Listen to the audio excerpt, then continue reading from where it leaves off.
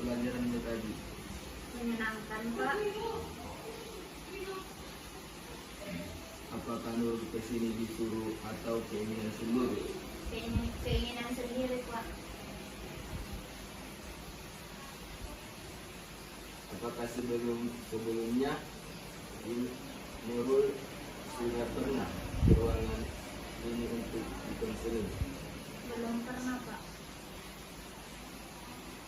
Bagaimana konseling itu adalah suatu layanan yang berusaha untuk membantu siswa yang sedang menghadapi masalah atau sulit mengambil keputusan agar dia mampu untuk memecahkan masalahnya atau agar dia mampu untuk mengambil keputusan yang tepat baginya.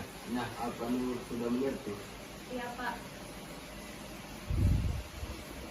Jadi, karena Bapak di sini sebagai konselor yang berusaha membantu Nurul untuk menemukan jalan keluar atas masalah yang Nurul hadapi. Lalu Nurul sendiri sebagai konseling sebagainya aktif dalam mengemukakan masalah dan latar belakang masalah serta mengkaji berbagai kemungkinan jalan keluar. Saya akan berusaha aktif dalam konseling ini, Pak. Tapi saya tidak ingin kalau masalah saya diketahui oleh orang lain. Nurul tidak perlu khawatir. Di sini Bapak akan menjaga rahasia kamu. Sebab dalam konseling itu memiliki kode etik, yaitu atas kerahasiaan. Salah satunya, jadi jangan ragu untuk mengemukakan masalah tanpa perlu merasa takut untuk diketahui orang lain. Syukurlah kalau begitu, Pak. Baiklah, di sekolah ini terdapat 3 konselor yang dapat kamu pilih dan terserah mau pilih yang mana. Yang pertama, ada Pak Hakim yang telah berpengalaman 3 tahun. Yang kedua, Bapak Fitriadi yang telah berpengalaman 2 tahun. Dan terakhir, Bapak sendiri yang berpengalaman baru 1 tahun. Silakan pilih satu di antaranya. Saya dengan Bapak. Baiklah, kamu menemui Bapak punya masalah apa? Iya, Pak. Ini masalah saya dengan teman saya. Lalu apa yang kamu harapkan setelah melakukan konseling ini? Masalah saya yang saya hadapi dapat teratasi dan menemukan jalan keluarnya. Begini, konseling ini membutuhkan waktu yaitu 2 kali pertemuan dengan durasi 40 menit.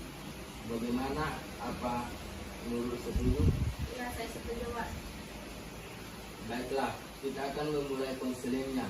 Coba ceritakan masalah apa yang sedang kamu alami.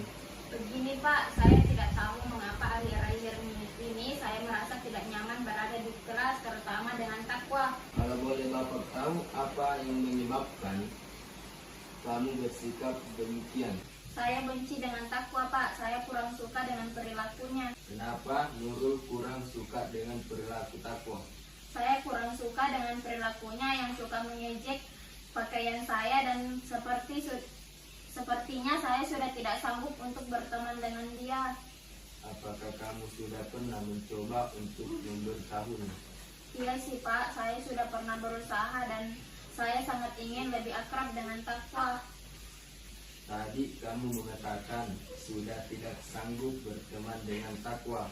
Tapi kok sekarang kamu ingin lebih akrab dengan takwa? Ya juga sih, Pak. Tapi sebetulnya saya tidak bisa akrab dengan takwa. Kamu mengatakan bahwa kamu sepertinya tidak bisa akrab dengan takwa. Mengapa hal itu sampai terjadi? Iya, Pak, karena saya tidak suka dengan perilakunya yang suka mengejek pakaian saya dan saya benci dengan dia. Menurut Bapak, kamu sebaiknya tidak berkata seperti itu. Iya, Pak. Kamu mengatakan bahwa kamu tidak suka dengan perilaku takwa yang suka mengejek.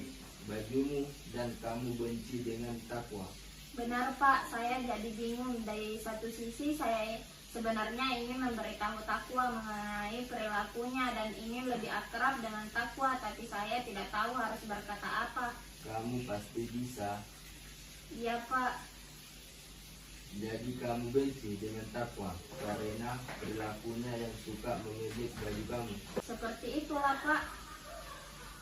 Terkadang memang kita bisa membenci teman kita karena perilakunya yang buruk.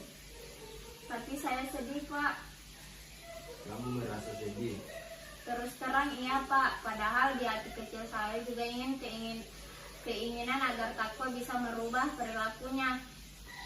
Kamu merasa gembira apabila takwa dapat merubah perilakunya. Iya Pak, apalagi kami kan sekelas. Tapi saya jengkel dengan takwa yang suka mengejek saya. Kamu merasa kesal dengan takwa. Iya Pak, tapi saya benar-benar tidak tahu harus berkata apa. Kamu merasa sedih karena takwa suka mengejek bajumu. Iya Pak, saya benar-benar jengkel dan kesal dengan takwa yang suka mengejek saya, apalagi kami sekelas. Kamu merasa jengkel dengan kesalahan karena takwa suka mengejek bajumu dan sekarang kamu sedih karena kamu sekelas dengan takwa. Betul Pak, saya kesal dan jengkel dengan dia. Nurul merasa frustasi karena takwa suka mengejek kamu apalagi kalian berdua sekelas. Iya Pak. Kamu merasa tidak nyaman di kelas terutama pada takwa yang suka mengejek bajumu. Tapi kamu tidak tahu harus berbuat apa. Ya begitulah Pak, saya sudah tidak tahu lagi harus berbuat apa untuk mengatasi masalah ini.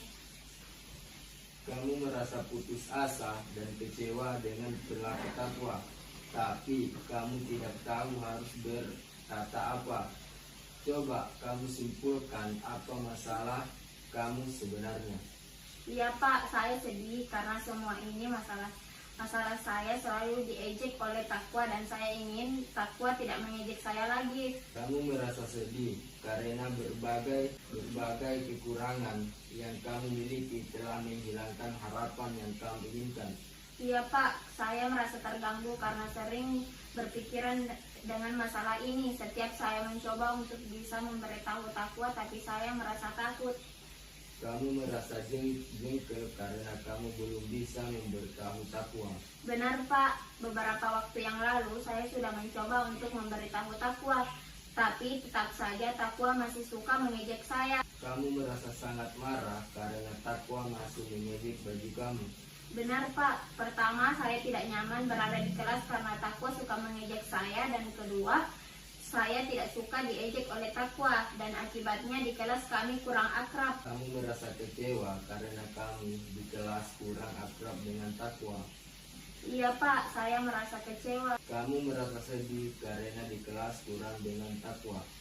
Iya Pak, saya merasa sakit hati karena takwa suka mengejek saya. Akhirnya kami di kelas kurang akrab satu sama lain.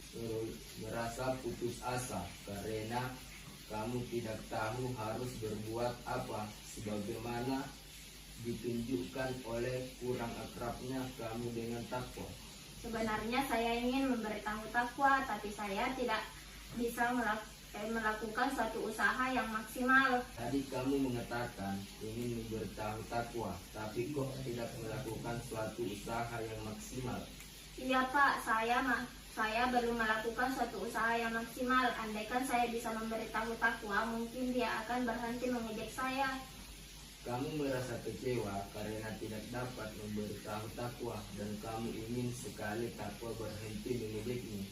Betul Pak, andaikan saya tahu harus berkata apa mungkin takwa tidak akan mengejek saya lagi. Kamu merasa jengkel karena tidak tahu harus berbuat apa dan benar-benar ingin takwa tidak mengejek kamu lagi. Iya Pak, saya tahu bagaimana cara agar takwa dapat berhenti mengejek saya dan kami bisa menjadi lebih akrab. Tentunya saya harus melakukan suatu usaha dan melaksanakan usaha tersebut. Kamu merasa sedih dan kecewa karena kamu tidak bisa melakukan suatu usaha yang berarti dan benar-benar ingin melakukan usaha sebagaimana ditunjukkan oleh kemampuan kamu untuk mengembangkan mengembangkan rencana usahamu dan melaksanakannya. Ya juga sih Pak, tapi apakah saya bisa untuk memberitahu Takwa dan memberitahunya untuk berhenti mengejek saya? Kamu tidak yakin apakah bisa memberitahu Takwa dan mempakat Takwa berhenti mengejek kamu, walaupun kamu sendiri telah mengetahui kekuatan cara untuk mencapainya. Ya juga sih Pak, saya ingin Takwa berhenti mengejek saya, dan gara-gara masalah ini di kelas saya dan Takwa menjadi kurang akrab. Kamu merasa sedih karena di kelas kamu dan Takwa jadi kurang akrab. Iya Pak. Baiklah, kalau begitu terlebih dahulu kamu hendaknya dapat menetapkan tujuan yang ingin kamu capai. Dalam merumuskan tujuan ini dan harus mempertimbangkan siapa saja yang harus dilibatkan dalam upaya mencapai tujuan yang telah kamu tetapkan, apa saja yang akan dilakukan, kapan harus dilakukan, dan seberapa baik seharusnya cara itu dilakukan. Nah, siapa saja yang terlibat dalam permasalahan ini? Saya rasa yang terlibat yaitu diri saya dan Takwa Pak. Baiklah. Lalu apa yang dilakukan dalam menyelesaikan ketidakmampuan kamu untuk memberitahu Takwa agar dia berhenti mengejek kamu? Saya ingin berusaha dan lebih baik lagi Pak. Ya, itu rencana yang bagus, tapi yang lebih penting dalam bagaimana caramu melakukannya. Ini masalahnya Pak, di samping karena saya agak takut pada Takwa, saya tak begitu tahu cara mengemukakan yang baik dengan orang lain. Kamu mengalami kesulitan mengemukakan dengan Takwa karena kamu agak takut. Baiklah, kamu harus menghilangkan rasa takut, dan kedua, kamu harus bisa merespon secara kuat. Untuk menghilangkan rasa takut mungkin dapat saya capai Pak. Bagaimana caranya bisa merespon secara akurat? Kamu dapat merespon secara akurat jika kamu dapat memahami apa yang dikemukakan oleh orang lain, dan kamu dapat mengkomunikasikan pemahaman itu dengan kata atau kalimat yang tegas. Bagaimana kamu sudah mengerti? Iya Pak, saya sudah mengerti. Di samping itu, dalam kondisi yang bagaimana kamu dapat mengkomunikasikan kata atau kalimat yang tegas pada Takwa? Saya akan mencoba pada saat istirahat di sekolah Pak. Bagus. Kamu juga harus menetapkan standarnya, yaitu banyaknya respon yang kamu kemukakan, misalnya 3 atau 4 kali. Ya, akan saya coba untuk dapat melakukannya 4 kali saat istirahat di sekolah tiba Pak. Bagus sekali. Nah, sekarang coba rumuskan apa tujuan yang ingin kamu capai setelah konseling ini. Baik Pak, saya merasa agak takut pada Takwa, sehingga saya tidak dapat memberitahu Takwa dengan tegas karena saya ingin dapat berkata pada Takwa berhenti untuk mengejek saya, dan saat istirahat tiba di sekolah sebagaimana ditunjukkan semaksimal mungkin, dan telah saya lakukan secara akurat sebanyak 4 kali. Bagus sekali. Kamu telah merumuskan tujuan untuk mengatasi masalahmu. Iya Pak. Kalau boleh Bapak tahu, apakah kamu belum pernah mencoba untuk berusaha memberitahu dengan tegas pada Takwa? Sudah Pak, tapi tetap saja saya masih takut untuk memberitahu Takwa dengan tegas. Saat Takwa mengejek saya terdiam dan gugup. Dapatkah Bapak menunjukkan cara lain untuk mengatasi masalah saya ini? Tentu saja dapat. Setelah saya mendengar cerita masalah kamu, Bapak akan memberikan alternatif yang bisa dilakukan, yaitu kamu bisa melakukan teknik modeling langsung atau modeling simbolik. Teknik modeling langsung adalah prosedur yang digunakan untuk mengajarkan tingkah laku yang dikehendaki atau yang hendaknya dimiliki oleh konseling melalui contoh langsung dari konselor sendiri, guru, atau teman sebaya. Sedangkan modeling simbolik adalah modelnya disajikan melalui media tertentu seperti video, slide, rekaman, suara. Bagaimana pendapatmu? Jadi kamu pilih yang mana? Saya pilih yang modeling langsung, Pak. Oke. Selanjutnya yang perlu kita lakukan adalah mengatur langkah-langkah program, yaitu langkah mana yang akan kamu lakukan lebih dahulu, kemudian langkah pengantar dan sub langkah, baik sub langkah dari langkah awal maupun sub langkah dari langkah pengantar itu. Langkah mana yang menurut kamu lebih penting dari semua program itu? Saya pikir yang menjadi langkah awal saya yakni yang mempelajari teknik modeling langsung, Pak.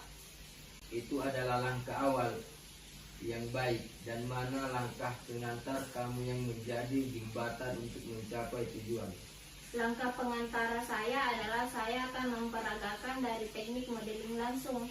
Nah, sekarang sub langkah apa saja yang akan kamu lakukan? Yang menjadi sublangkah saya yaitu pertama saya mempelajari teknik modeling langsung dengan baik, dan kedua tidak putus asa dalam berlatih. Selanjutnya, kapan kamu akan memulai kegiatan tahap awal? Waktu dekat ini, Pak, saya tidak ingin menunda lagi. Baik sekali, kamu sudah tidak sabar menunggu. Lalu apa yang kamu lakukan pada hari kedua, ketiga, dan keempat? Pada hari kedua, saya akan melatih pengucapan. Hari ketiga, saya akan memperbanyak latihan. Dan hari keempat, saya akan berusaha mempraktekkannya secara langsung, Pak. Baiklah, karena sudah tidak sabar untuk melakukan latihan, maka kita akan memulainya sekarang.